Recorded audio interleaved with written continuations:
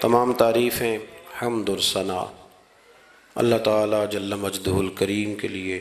درود و سلام نبی اکرم نور مجسم شفیع معظم احمد مجتبیٰ جناب حضرت محمد مصطفیٰ صلی اللہ تعالیٰ علیہ وسلم کی ذات والا صفات کے لیے حمد و صلات کے بعد، عزیز دوستو، بزرگوں، بھائیوں، اللہ تبارک و تعالیٰ نے قرآن حکیم میں نبی رحمت صلی اللہ تعالیٰ علیہ وسلم کی عظمتوں کا، شانوں کا، بلندیوں کا ذکر فرمایا ہے۔ امت مسلمہ نے اور امت کے مفسرین نے، علماء نے نبی پاک صلی اللہ تعالیٰ علیہ وسلم کی ہر عظمت پر، سید عالم صلی اللہ تعالیٰ علیہ وسلم کو عطا کی گئی ہر شان پر تفصیل سے کلام فرمایا۔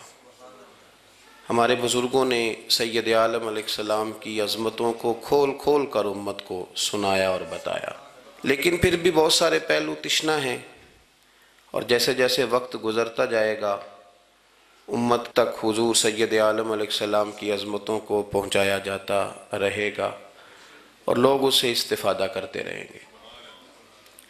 قرآن مجید میں اللہ تعالیٰ نے ارشاد فرمایا کہ یا ایھا النبی انا ارسلناک شاہدا ومبشرا ونذیرا، اے محبوب علیہ السلام، بے شک ہم نے آپ کو گواہ بنا کے بھیجا ہے، خوشخبری دینے والا بنا کے بھیجا ہے، اور ڈر سنانے والا بنا کے بھیجا۔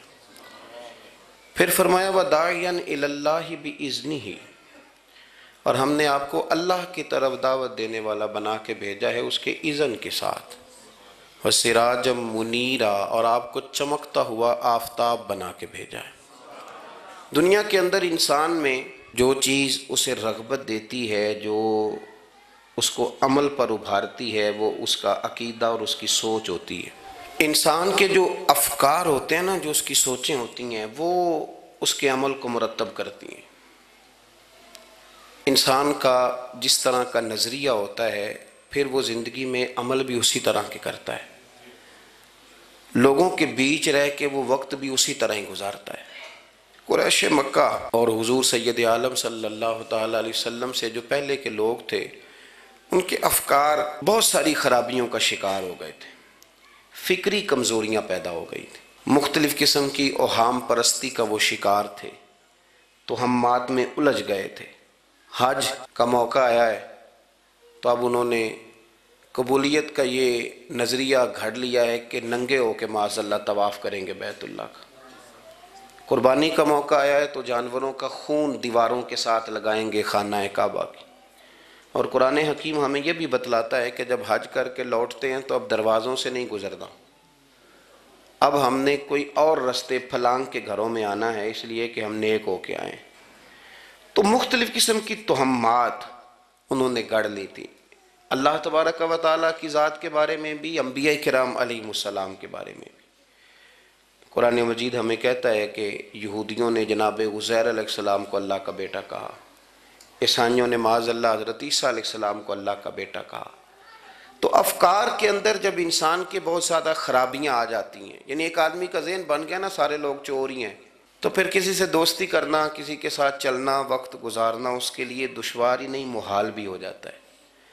اور اگر انسان محسوس کرنے لگتا ہے نا کہ یار نہیں، ایسا نہیں ہے، یہ میرے رسول کریم کی امت ہے، اور حضور علیہ السلام نے فرمایا میری امت کبھی گمراہی پر جمع نہیں ہوگی، تو امت میں خیر ہے، ہمیں خیر کو تلاش کرنا چاہیے۔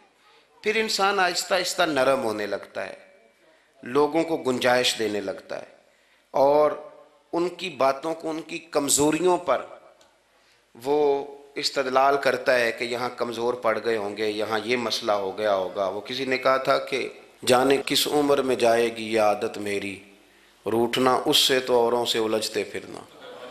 کئی دفعہ یوں بھی ہوتا ہے۔ تو ہمارے ہاں افکار میں اگر حسن رہے، تازگی رہے، خوبصورتی رہے، اب بھی کچھ لوگ ایسے ہیں جو اعتدال کا رستہ چھوڑ جاتے ہیں۔ صوفیاء کی جماعت میں جب سے ملنگوں نے قدم رکھا ہے، اور بہت سارے ایسے لوگ جو کہتے ہیں کہ نہیں تمہیں نہیں پتہ بات معرفت کی ہے، تو ان لوگوں نے بھی خرابی پیدا کر دی۔ پھر اس کا نقصان یہ ہوا کہ کچھ دانشوروں نے، شعراء نے، سیاستدانوں نے معاذ اللہ یہاں تک کہنا شروع کر دیا کہ جو جس کو بھی پکارتا ہے کسی نہ کسی روپ میں اللہ کو ہی پکارتا ہے۔ افکار میلے کر دیے، بھئی اگر جس کو بھی جو پکارا جا رہا تھا تو وہ معاذ اللہ اللہ کو ہی پکارا جا رہا تھا، جس کے سامنے جو جھکتا تھا تو کوئی نہ کوئی اس کے ہاں توحید پائی ہی جاتی تھی، تو پھر اللہ کے رسول بتوں کے خلاف کیوں جہاد کرتے رہے؟ پھر لا الہ الا اللہ کا کیا معنی ہوا؟ تو ایک تو وہ طبقہ آیا، پھر ایک الحاد اور بے دینی کا رویہ کچھ لوگوں نے یہ بھی اختیار کیا کہ معاذ اللہ انہوں نے مسبب الاسباب کی بجائے لوگوں کو اسباب پر زیادہ توکل کرنے کا معاذ اللہ درس دیا۔ دعاؤں سے کام نہیں چلتا، خالی نعروں سے بات نہیں بنتی۔ اس کو یہاں تک لے گئے کہ اگر آج انہیں حضور کا کوئی معجزہ بتایا جائے، کسی کرامت کی بات کی جائے، اللہ تبارک و تعالیٰ کی طرف سے عطا کردہ کسی انہونی ایسی بات میں جس میں خالصتاً قدرت الہی کا دخل ہو، تو ان لوگوں کے لیے ماننا مشکل ہو جاتا ہے، کیونکہ انہوں نے زور ہی اس بات پہ دے دیا ہے۔ تو ان سارے رویوں کے اندر ہمیں پھر پلٹ کر انہی تعلیمات کی طرف توجہ کرنی ہوگی جو مدینے والے محبوب نے ہمیں عطا فرمائی، جو حضور نے عقائد اور نظریات کا حسن ہمیں عطا فرمایا۔ یہ میرا دور گھبرائے ہوئے لوگوں کا دور ہے، پریشان لوگوں کا دور ہے۔ ڈپریشن کے مریضوں کی تعداد 65% تک پہنچ گئی ہے۔ اس قدر زیادہ لوگ ڈرے ہوئے، پتہ نہیں کیا ہوگا۔ جو غریب ہو گیا وہ جانتا ہے شاید کبھی بھی میرا ہاتھ نہیں پڑے گا، جو بیمار ہو گیا وہ سمجھتا ہے کہ شاید کبھی تندرست نہیں ہوگا۔ تو کمزوری آ گئی اور تیزی کے ساتھ آئی۔ ٹی وی پہ بیٹھے لوگوں نے بھی کمزور کیا۔ پھر ایک تعویذ دھاگے والے تھے، انہوں نے بھی کہہ دیا تینوں کسی نے کچھ کیتا ہے۔ او بھئی کنے کیتا ہے؟ کہندا ہے مینوں حکم ہی نہیں، مینوں تے شرارت دا حکم سی، وہ میں کر چھڑی، تینوں کسی نے کچھ ہے۔ اب تو سوچتا رہ، جتنے تیرے دشمن ہیں تو ان کی لسٹ بنا لے۔ تو شرارتیں ہوئیں، لوگ کمزور ہوئے، افکار کے اندر کمزوری آئی۔ رسول کریم صلی اللہ علیہ وسلم لوگوں کو طاقتور کرتے، توکل کا درس دیتے، توحید باری تعالیٰ کے ستھرے جذبے حضور اپنے غلاموں کو عطا فرماتے، ان کی فکری حضور تربیت فرماتے، فکری۔ اللہ کے رسول صلی اللہ علیہ وسلم غار ثور میں موجود ہیں، ساتھ سیدنا صدیق اکبر رضی اللہ تعالیٰ عنہ۔ کفار جو گرفتار کرنے والے تھے، پیچھے لگے ہوئے تھے، وہ غار ثور کے دروازے تک آ گئے۔ جس طرح ڈاکٹر بول دیتا ہے، وہ کہہ دیتا ہے کہ اب جناب مشکل ہے، اگلے ہفتے آپ چلے جائیں گے، تو وہ جو کمزور لوگ ہیں انہوں نے اگلے ہفتے کیا جانا ہوتا ہے، وہ جب ڈاکٹر بتاتا ہے اسی وقت ہی فوت ہو جاتے ہیں۔ وہ کہتے ہیں اگلا ہفتہ تو لیٹ ہے، اسی وقت ہی سمیٹ لیتے ہیں سامان سفر۔ اور کچھ لوگ ایسے تھے، ڈاکٹر نے کہا کہ جناب آپ کی رپورٹس بتاتی ہیں کہ آپ بہت جلدی چلے جائیں گے، تو انہوں نے کہا جناب آپ جو کہہ رہے ہیں اپنے علم کے مطابق کہہ رہے ہیں، پر ہونا تو وہ ہے جو میرا رب کریم چاہے گا۔ یہ وہ جذبات ہیں جو ہمیں رسول کریم علیہ السلام نے عطا فرمائے۔ دیکھو حضرت ابوبکر صدیق رضی اللہ تعالیٰ عنہ کے ساتھ حضور غار ثور میں موجود ہے۔ کفار جو گرفتار کرنے والے ہیں وہ دروازے تک آ گئے، بالکل دروازے تک۔ جناب صدیق اکبر رضی اللہ تعالیٰ عنہ ان کو دیکھ کر تھوڑا سا گھبرائے، اپنے لیے نہیں، ذات مصطفیٰ کے لیے گھبرائے، کہیں حضور کو کوئی تکلیف نہ پہنچ جائے، تھوڑا گھبرائے۔ یا رسول اللہ وہ تو قریب آ گئے، اور اگر انہوں نے پیروں کی جانب جھک کر دیکھا تو وہ تو ہمیں دیکھ لیں گے۔ بالکل سرانے پہنچ گئے، یہ آ گئے، کھڑے ہو گئے، اور درمیان میں پردہ کیا ہے؟ مکڑی کا جالا، اور مکڑی کا جالا پھونک سے بھی اڑ جاتا ہے، تو مکڑی کا جالا بیچ میں۔ حضور وہ تو پہنچ گئے، ذرا جھک کر کے دیکھیں گے تو وہ تو ہمیں پکڑ لیں گے۔ اب یہ وقت تربیت ہے، اور وہ تربیت جو محبوب نے اپنے اس عظیم صحابی کی فرمائی، اس تربیت کو میرے رب کریم نے قرآن مجید میں بیان فرمایا۔ حضور فرماتے ہیں، رب فرماتا ہے کہ فرمایا محبوب نے، فرمایا لا تحزن، ابو بکر گھبرانا۔ یہ ایک موقع ہوتا ہے جب انسان کو گھیر لیتی ہیں مشکلات چاروں جانب سے، اور جو بھی آتا ہے وہ اسے مایوس ہی کرتا ہے، لیکن حالات کے سہمے ہوئے لوگوں کو بتا دو حالات بدل جاتے ہیں، ایک جیسے نہیں رہتے۔ کہا لا تحزن، ابو بکر گھبرانا، کیوں؟ ہماری فوجیں آ کے انہیں پکڑ لیں گی، یا اندر ہمارے پاس کوئی ایسا اسلحہ موجود ہے کہ ہم ان پر چھوڑ دیں گے تو یہ مر جائیں گے۔ لا تحزن، ابو بکر گھبرائیے مت۔ کیوں نہ گھبرائیے؟ اس لیے کہ ان اللہ معنا، بے شک اللہ ہمارے ساتھ ہے۔ جن کے ساتھ رب ہو انہیں گھبرانا نہیں چاہیے. انہیں گھبرانا، یہ جو مسلح کی قوت ہوتی ہے، یہ دعا کی طاقت ہوتی ہے، دعا صلاح المومن، یہ جو قوت ہوتی ہے انسان کے پاس، یہ جو اس کے پاس ہتھیار ہوتا ہے کہ آج رات منا لوں گا میرا رب کرم فرما دے گا، یہ جو اس کے پاس قوت ہوتی ہے یہ اسے کمزور نہیں پڑنے دیتی، اسے طاقتور رکھتی. تو حضور نے افکار کے اندر یہ حسن پیدا کیا، لوگوں کو بتلایا کہ بجائے اس کے کہ تم کوئی چور رستہ تلاش کرو، کوئی سیاست کرنے کی کوشش کرو، تم کوئی ایسی راہ اختیار کرو جو تمہیں محسوس ہو کہ درست نہیں ہے، اس رستے نہ چلو، بلکہ تم اپنے رب کو منانے والے رستے پہ چلو.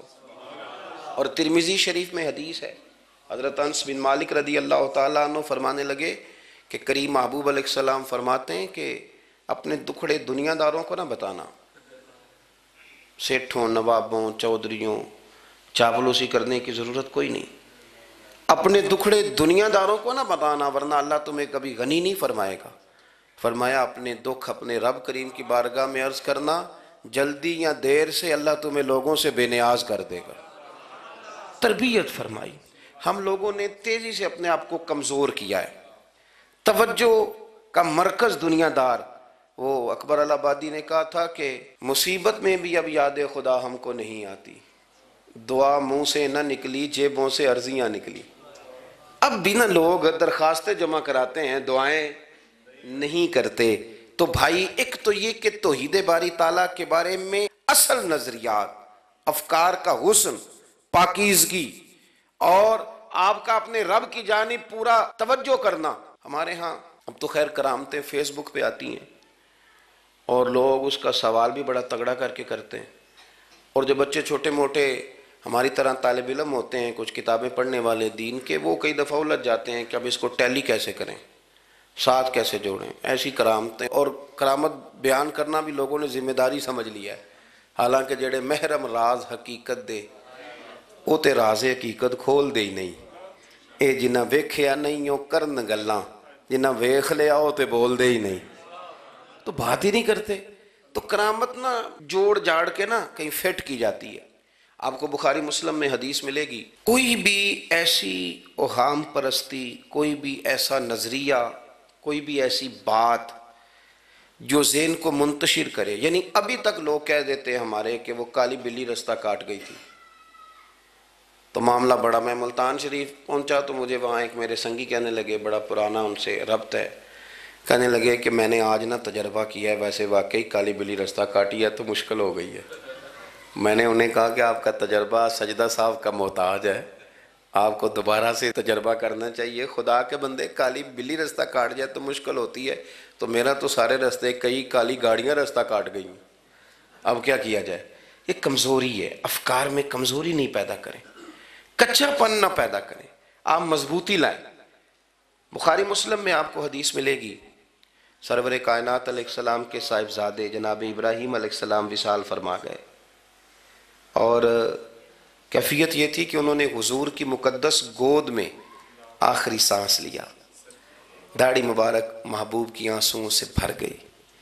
حضرت انس کہتے ہیں عرض کی یا رسول اللہ آپ بھی آنسو بہاتے ہیں؟ فرمایا میرا بیٹا گیا ہے تو آنسو نکل آئے ہیں، ورنہ میری زبان پہ وہی جاری ہے جس سے میرا رب راضی ہوتا ہے. اسی دن نا، جس دن سرکار کے صاحبزادے کا وصال ہوا، اسی دن سورج کو گرہن ہو گیا. کچھ لوگوں نے بات جوڑ دی، کہنے لگے کہ آج چونکہ حضور سید عالم علیہ السلام کے صاحبزادے کا وصال ہو گیا ہے تو آج دیکھو سورج کو بھی گرہن ہو گیا ہے. بات جوڑ دی. غم کی کیفیت تھی، سرکار کی مقدس داڑھی آنسوؤں سے بھری ہوئی تھی، حالات کا تقاضا اور اس کی سمت کچھ اور تھی.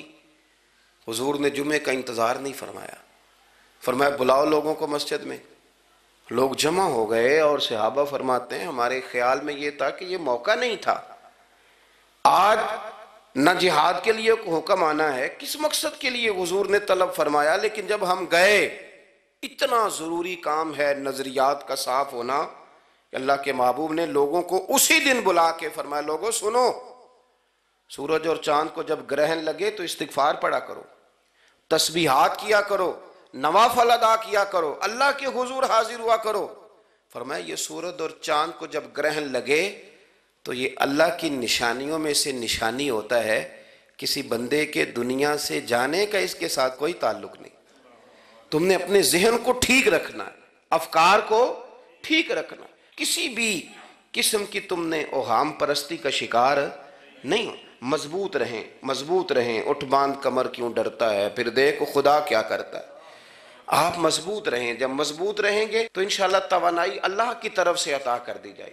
دوسری بات، نبی پاک صلی اللہ تعالیٰ علیہ وسلم نے نا تمام انبیاء کرام علیہم السلام کے بارے میں لوگوں کے ذہنوں کی اصلاح کی۔ آپ کبھی قرآن حکیم کا مطالعہ فرمائیں، احادیث مبارکہ کو پڑھیں تو میرے محبوب کریم کی شان یہ ہے کہ حضور نا انبیاء کی شانیں بیان کرتے ہیں۔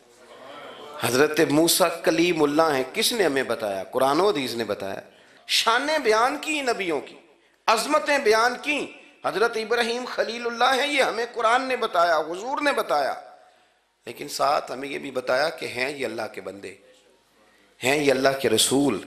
نبی پاک صلی اللہ تعالیٰ علیہ وسلم نے افکار اور نظریات انبیاء کے بارے میں لوگوں کے درست فرمائے۔ مجموع الزوائد میں حضرت مولا علی شیر خدا رضی اللہ تعالیٰ عنہ کی حدیث مروی ہے، ایک بدو آ گیا حضور کی بارگاہ میں کچھ مانگنے کے لیے۔ مولا کائنات رضی اللہ تعالیٰ عنہ فرماتے ہیں سرکار جب کسی بات کا جواب نہ دینا چاہتے تھے تو خاموش ہو جاتے تھے، کچھ دیر خاموش رہتے تھے، اور حضور کا خاموش رہنا بھی ہمارے محدثین نے محفوظ کیا ہے۔ اقسام حدیث میں سے ایک حدیث ہے جسے حدیث تقریری کہا جاتا ہے، وہ حدیث ہے جس میں حضور خاموش رہے، کوئی کام کیا گیا تو سرکار خاموش رہے۔ حضرت مولا علی کہتے ہیں حضور نا خاموش ہو گئے، لیکن چونکہ دیہاتی تھا، سادہ تھا، اس نے جب بار بار گفتگو چھیڑنا چاہی تو پھر حضور نے فرمایا چل پھر مانگ لے کیا مانگتا ہے، مانگ لے پھر کیا مانگتا ہے، کر سوال۔ دیہاتی تھا، سادہ آدمی تھا۔ مولا کائنات فرماتے ہیں ہمیں یوں لگا کہ اب نہ یہ آخرت اپنی سوار جائے گا، جنت کا سوال کرے گا، لیکن بڑا ہی سادہ تھا۔ مانگنے پہ بھی آیا تو کیا مانگا؟ کہنے لگا یا رسول اللہ صلی اللہ علیہ وسلم میں نے سفر کرنا ہے، مجھے ایک اونٹنی عطا کر دیتے۔ حضرت سلطان باہو سے کسی نے کہا کہ بڑے لوگ مرید ہوتے ہیں، تو فرمانے لگے رابدہ طالب کوئی نہیں ملیا، جو ملیا طالب زرد آؤ۔ تو بہت سارے لوگ ایسے آتے ہیں جو کامل شیخ کے پاس بھی آ کے کہتے ہیں دکان کوئی نہیں چلتی، یہ تو کسی سیٹ سے مشورہ کر لیتے، کاروبار چلانے کا آپ کو ڈھنگ بتا دیتا۔ یہ یہاں آ کے بھی آپ نے یہی سوال کیا، یہاں پہنچ کے بھی یہی سوال۔ تو نبی پاک صلی اللہ تعالیٰ علیہ وسلم سے کہنے لگا ایک اونٹ دے دیں آنے جانے کے لیے۔ حضرت علی کہتے ہیں ہمیں بڑا افسوس ہوا، یار تو آیا کہاں پہ ہے اور تو مانگ کیا رہا ہے؟ تو بارگاہ دیکھ اور اپنا سوال دیکھ، تو کہاں کھڑا ہے، کیا مانگ رہا ہے؟ حضور مسکرائے اور مسکرا کر کے فرمایا کہ اونٹ تجھے دیا، چل کچھ اور بھی مانگ لے۔ حضرت علی کہتے ہیں ہم نے کہا اب جنت مانگے گا یہ حضور سے؟ تو بڑا ہی بھولا تھا، کہنے لگا جی اگر آپ کچھ اور بھی دینا چاہتے ہیں تو اونٹ پہ ڈالنے کے لیے کجاوا بھی دے دیں۔ تو حضرت مولا علی شیر خدا فرماتے ہیں ہمیں پھر بڑا افسوس ہوا کہ یار دیکھو اتنا چانس ملا ہے پھر کھو دیا ہے۔ رسول کریم علیہ السلام بھی مسکرائے، اور سرور کائنات کی جو مسکراہٹ ہوتی تھی وہ نا خوشیاں تقسیم کرتی تھی۔ اعلیٰ حضرت رحمت اللہ علیہ فرماتے ہیں جس کی تسکین سے روتے ہوئے ہنس پڑے، جس کی تسکین سے روتے۔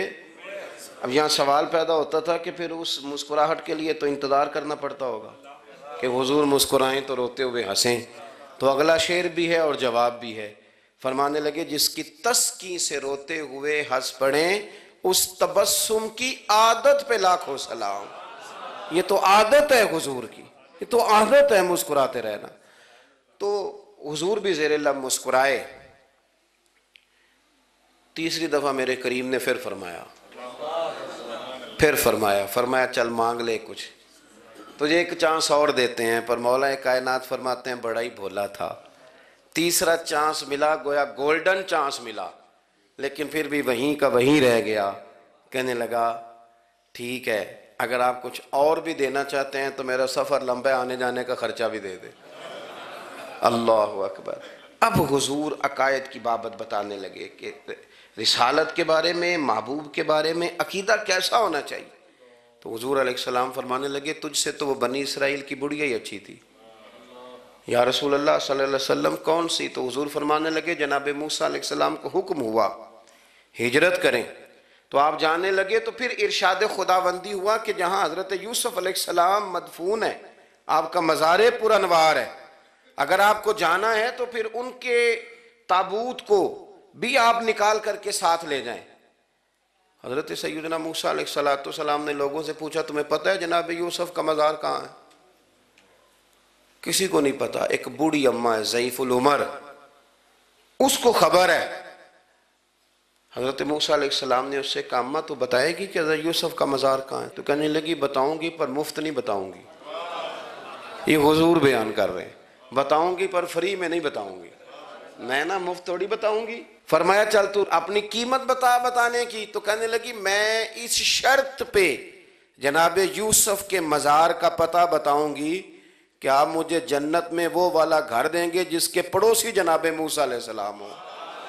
آپ کے پڑوس میں گھر چاہیے، تجھ سے تجھی کو مانگ کے میں نے مانگ لی ساری کائنات، وہ والا مکان چاہیے جس کے پڑوسی آپ ہوں۔ تو حضرت موسیٰ کلیم فرمانے لگے اماں چل جنت مانگ، تو نبیوں کے قریب مکان مانگ رہی ہے، وہ تو بڑا اونچا درجہ ہوگا، تو بڑی دور پہنچ گئی، اتنی بڑی سوسائٹی میں پلاٹ مانگ لیا، وہاں پہنچ گئی۔ تو بوڑھی کہنے لگی ٹھیک ہے پھر اگر یہ معاملہ ہے تو پھر ختم ہو گئی بات، اگر آپ نہیں بتاتے تو جائے میں بھی نہیں پتہ بتاتی۔ یا وہ اڑ گئی، ٹھہر گئی، اور اڑی بھی کس طرح؟ یہ بھی میرے اللہ کی توفیق، میری طلب بھی تو تیرے کرم کا صدقہ ہے، میری طلب بھی تو تیرے کرم کا صدقہ ہے، یہ پاؤں اٹھتے نہیں بلکہ یہ اٹھائے جاتے ہیں۔ تو وہ کہنے لگی میں نہیں پھر بتاتی، آپ کسی اور سے پوچھ لیں۔ جناب موسیٰ خاموش ہوئے تو ارشاد خداوندی ہوا کلیم اپنے پڑوس میں مکان دینے کا وعدہ آپ کر لیں اور مکان انہیں میں عطا کر دوں گا۔ تو حضور سید عالم صلی اللہ تعالیٰ علیہ وسلم نے اس بدو کی موجودگی میں تربیت فرمائی صحابہ کی، یہ چیزیں بھی حضور نے عطا فرمائی۔ لیکن جب تمہیں کہا جائے مانگو تو پھر یہ کریم رسول کا دروازہ ہے، مانگیں گے مانگے جائیں گے اور منہ مانگی پائیں گے، سرکار میں نہ لا ہے نہ حاجت اگر کی۔ تو افکار کا حسن، نظریات کی پاکیزگی، ہمارے ہاں نا آج کل جو ہمیں لیکچر دیے جاتے ہیں نا، بالخصوص جو طلباء سائنس پڑھتے ہیں تو وہ جب سوالات اٹھاتے ہیں تو اس میں کچھ ایسی چیزیں بھی آتی ہیں، یہ ابھی کورونا کے حالات جب پچھلے دنوں چل رہے تھے تو اس وقت دو تین قسم کے لوگ ہوئے، ایک تو وہ ہوتے ہیں جو بالکل ہی ڈرتے، کہتے ہیں بس چھوڑو جو ہوگا دیکھا جائے گا، اور ایک وہ ہوتے ہیں جو اتنا ڈرتے ہیں کہ بیچارے اپنے سائے سے بھی ڈرنے لگ جاتے ہیں۔ تو یہ دونوں باتیں جو ہیں یہ درست نہیں ہیں۔ درست کیا ہے کہ آپ احتیاط بھی کریں گے پر بھروسہ اپنے رب کریم کی ذات پر کریں گے، بھروسہ اللہ پر۔ تو لوگوں کو ڈرایا جاتا ہے اور جو خوف پھیلایا جاتا ہے ہمارے ہاں وہ بڑا عجیب قسم کا انداز ہے، قبر کو کھڑکی کوئی نہیں ہوتی، دروازہ کوئی نہیں ہوتا، آکسیجن کیسے جائے گی؟ یا آپ کبھی ٹویٹر پر مختلف بڑے لوگوں کے پیغامات دیکھیں تو موت کے بارے میں جب وہ چیزیں شیئر کرتے ہیں تو عجیب سا رنگ اس کا محسوس ہوتا ہے کہ اللہ جانے یہ بیچارہ کہاں کھڑا ہو گیا ہے، اور خوف، اور لوگ اس کا ذہن بنا کے ڈرتے ہیں۔ ڈرنا چاہیے، ضرور ڈرنا چاہیے، لیکن ایک بات یاد رکھیں، حضرت مولا علی فرمایا کرتے تھے کہ ڈرنا تو اپنے اعمال سے چاہیے اور ان کو درست کرنا چاہیے۔ ڈرنا تو اس چیز سے چاہیے کہ کیا ہم نے وہ رستہ اختیار کیا ہے جو قبر کو بالکل تنگ کر دے گا، جو جہنم کے گڑھوں میں سے گڑھا بنا دے گا؟ اگر وہ رستہ ہے اور اس پر آپ چلے ہوئے ہیں، آپ سخت ہو گئے ہیں، آپ نے سوچنا چھوڑ دیا ہے، آپ نے حقوق العباد کے معاملے کو ترک کر دیا ہے، آپ اپنی طبیعت کے لحاظ سے لوگوں کو ستانا مشغلہ بنا بیٹھے، آپ حلال حرام کی تمیز چھوڑ گئے، نگاہوں کی صفائی سے لے کر رزق حلال کو پیٹ میں لے جانے تک اگر غیر محتاط ہو گئے تو پھر تو خوف کھائیں۔ لیکن یہاں ان نظریات کی بابت جو حضور نے ہماری تربیت فرمائی، تو حضور نے ہمیں یہ نہیں فرمایا کہ میرا مومن ہو تو تم اسے کھڈے میں چھوڑ آؤ گے، ہو زندگی تقوی اور محتاط رہ کر گزارنے والا اور تم اسے کھڈے میں چھوڑ آؤ، یہ نہیں ہے، بلکہ فرمایا جو میرے مومن کی قبر ہوتی ہے روضۃ من ریاض الجنہ، وہ تم اسے نہ کھڈے میں نہیں چھوڑ کے آئے، باغ میں چھوڑ کے آئے ہو، آپ باغ کا تصور کریں پھر قبر کو سوچیں. نہیں باغ میں چھوڑ کے، اور باغ بھی معمولی نہیں، جنت کے باغوں میں سے باغ، جنت کی کیاریوں میں سے روضۃ من ریاض الجنہ. اب ذرا اس اینگل سے آپ اپنی قبر کو سوچیں، اس رویے کے ساتھ کہ اگر قبر آپ کی جنت کا باغ ہے تو باغ میں جاتے بندہ ڈرتا تو نہیں. اور باغ اتنا حسین ہے کہ جس میں پہلی آنکھ کھلے گی تو پہلی نظر اٹھے گی تو مدینے والے محبوب کا چہرہ نور نظر آئے گا. اتنا شاندار باغ ہے. آپ اس کی رعنائی، اس کا حسن اور اس کی خوشبو کو ملاحظہ فرمائیں. تو حضور نے نا ہماری تربیت فرمائی. میں اکثر کہا کرتا ہوں احباب سے کہ انسان 10-15 سال کے بعد پردیس سے واپس لوٹے اور ماں اگر موجود ہو نا گھر میں، اتنا تگڑا استقبال کرتی ہے کہ مزہ آ جاتا ہے. اس کا بس نہیں چلتا، مکان بھی نہیں بنا دے، فلانی چیز بھی نہیں لے آؤ، میرا پتر آ رہا ہے، فلانی بھی. تو سالوں بعد بندہ گھر لوٹے تو ماں اتنا استقبال نہیں کرتی جتنا قبر میں اللہ کی رحمت بندے کا استقبال کرتی. اس لیے جب یہ سوچ بن گئی تھی نا صحابہ کی حصول جنت کی، تو پھر ان کو لگاؤ ہو گیا تھا. پھر دنیا کی زندگی، جاہ و جلال، مال و دولت اتنا زیادہ وقت نہیں رکھتا تھا ان کی نظر میں. پھر وہ سمجھ گئے تھے اس بات کو کہ کن فی الدنیا کانک غریب و عابر سبیل. سمجھ گئے تھے کہ یہ مسافر ہیں ہم یہاں. اور وہ پھر اتنا زیادہ اپنے ذہن پہ چیزوں کو سوار نہیں کرتے تھے، محسوس کرتے تھے کہ اتنی زندگی ان کی ہے، اتنی زندگی ان کی گزر گئی ہے، محسوس کرتے تھے. اور اس پر پھر وہ جو فوکس کرتے تھے وہ آخرت کے لیے کرتے تھے. ایک خاتون حضور کی بارگاہ میں حاضر ہوئی. یہ بھی سیاستہ میں آپ کو روایت ملے گی، بہت ساری کتابوں میں ہے لیکن اس کی اصل آپ کو بخاری شریف میں ملے گی. حضرت ابو ہریرہ رضی اللہ تعالیٰ عنہ فرماتے ہیں کہ خاتون آئی تو اس نے آ کر نا بڑے درد کے ساتھ حضور کی بارگاہ میں استغاثہ پیش کیا. عرض کرنے لگی یا رسول اللہ صلی اللہ علیہ وسلم، میں نا مرگی کی مریض ہوں اور بڑی تکلیف میں ہوں. یہ جو مرگی کا مرض ہوتا ہے یہ اعصابی بھی ہے، جسمانی بھی ہے. ذہن کو کنٹرول کرتا ہے اور انسان جسمانی طور پر بھی بالکل اس وقت جب دورہ ہوتا ہے مفلوج ہو جاتا ہے، ذہنی طور پر بھی خوشی غمی آنا جانا دشوار ہو جاتا ہے انسان کے لیے. تو وہ خاتون عرض کرتی ہے یا رسول اللہ صلی اللہ علیہ وسلم مجھے مرگی ہے، کریم آپ دعا فرمائیں رب مجھے شفا عطا کر دے. حضور دعا فرما دیا کرتے، اللہ تعالیٰ نے میرے محبوب کے وجود کو شفا بنایا تھا. لعاب دہن مولا علی کی آنکھوں پہ لگائیں تو رب کریم فوراً شفا عطا فرمائے. لیکن حضور نا تربیت جب کرتے نا، تربیت لوگوں کے بیچ، تو پھر نظریات کو، عقائد کو، افکار کو حضور غسل دیتے، وضو کراتے. یہاں بھی سرکار نے صحابہ کے بیچ اس خاتون سے گفتگو فرمائی اور حضور فرمانے لگے اگر تو کہے تو میں دعا کرتا ہوں رب تجھے شفا دے دے گا. حضور فرمانے لگے اگر تو کہے میں دعا کرتا ہوں اللہ شفا دے گا. اور فرمایا اگر تو کرے صبر تو میرا وعدہ ہے رب بغیر حساب کتاب جنت عطا کرے گا. اب یہ سوچ ہے، یعنی ہمیں جب چانس ملتا ہے دنیا اور آخرت میں چیزوں کو عکس کرنے کا تو آپ نظر دوڑا لیں دائیں بائیں کہ لوگوں نے توجہات کہاں اپنی مرکوز کی ہوئی. حضور نے فرمایا اگر تو کہے تو رب کریم ہے وہ شفا دے گا، میں دعا کروں گا. اور اگر تو صبر کرے، مانا کیا کہ اگر تو مرگی کے ساتھ ہی گزارا کرے، اس کے ساتھ ہی وقت بتائے تو پھر رب تجھے جنت دے گا. یہ سمجھ لیں بات، اس پر غور کریں. وہ جو بیماری کو رحمت کہا گیا تو یہاں اس کا عملی مظاہرہ ہونے جا رہا ہے. حضور فرمانے لگے گر تو صبر کرے تو رب جنت دے گا. صحابہ کہتے ہیں اس بوڑھی نے 1 منٹ نہیں لگایا سوچنے کے لیے، فوراً عرض کرنے لگی. گویا عرض کرتی ہے حضور تھوڑی سی تو زندگی ہے، میں مرگی کے ساتھ ہی گزارا کر لوں گی، آپ دعا کریں رب مجھے جنت عطا کر دے، ہاں میرے لیے جنت کی دعا کر دیں. تو صحابہ فرماتے ہیں حضور نے دعا کر دی، گویا وعدہ ہو گیا جنت کا. وہ عرض کرتی ہے یا رسول اللہ صلی اللہ علیہ وسلم جب مرگی ہوتی ہے تو میرے وجود سے کپڑا ہٹ جاتا ہے، ستر کا مسئلہ بنتا ہے، اس کے لیے آپ ضرور اللہ کے حضور عرض کریں. تو سرکار نے دعا کر دی. صحابہ فرماتے ہیں کہ وہ دیر تک موجود رہیں، دیر تک. حضرت عثمان غنی کے زمانہ مبارکہ تھا، وہ بوڑھی موجود رہیں. جب بھی انہیں مرگی ہوتی تھی کپڑا اپنی جگہ پہ موجود رہتا تھا. اور جب ہم سے کوئی کسی جنتی کو دیکھنے کا سوال کرتا تھا تو ہم کہتے تھے اس بوڑھی کو دیکھ لو، اسے دنیا میں ہی حضور نے جنت کی بشارت عطا فرمائی. تو جو سمجھنے کی بات ہے وہ یہ ہے توحید، رسالت، قبر، حشر، اس کے بارے میں اپنے نظریات کو صاف ستھرا رکھیں۔ وقت تیزی سے بیت رہا ہے، وقت جو اپنی اس کی سپیڈ ہے اس کے ساتھ وہ گزر رہا، قریب ہوتے جا رہے ہیں لوگ قبر کے، آخرت کے۔ کرنے کا کام یہ ہے کہ ہمارے نظریات وہ ہوں جو ہمیں رسول کریم نے عطا فرمائے۔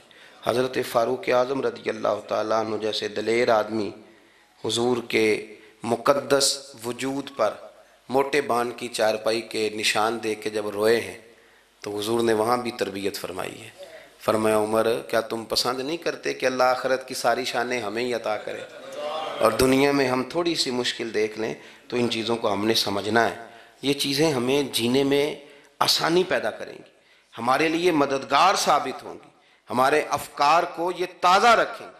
پھر بہت زیادہ الجھاؤ، بہت زیادہ پریشان ہونا، بہت زیادہ ڈپریشن کا شکار ہونا، بہت زیادہ ہمارا دنیاوی معاملات کے اندر تفکر کرنا، یہ ہمیں کمزور نہیں کرے گا بلکہ ہم توانا رہیں گے۔